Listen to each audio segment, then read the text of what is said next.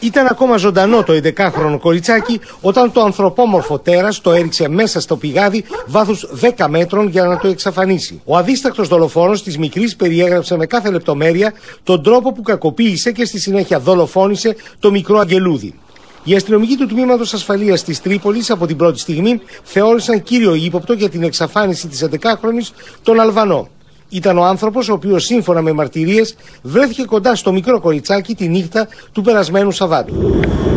Μετά από πολλή ωρή ανάκριση, ο Αλβανός αποκάλυψε στους αστυνομικούς το σημείο της δολοφονίας στο πηγάδι, το οποίο βρίσκεται 7 χιλιόμετρα μακριά από το ελαιοχώρι Αρκαδίας. Η σωρός της ανήλικης ανεβρέθη την 05:00 ώρα σήμερα στο πηγάδι στην αγροτική περιοχή στο ελαιοχώρι Αρκαδίας. Η αστυνομική διεύθυνση Αρκαδίας τα ξημερώματα της Κυριακής 22 Οκτώου ενημερώθηκε ότι από το ελαιοχώρι Κορυθίου εξαφανίστηκε ένα ανήλικο κορίτσι 11 ετών βουλγαρικής υπηκότητας, το οποίο με την οικογένειά του διέμενε στην περιοχή από τον Οκτώβριο του 2009. Οι αστυνομικοί ενημέρωσαν το χαμόγελο του παιδιού και τους γονείς της 11χρονης.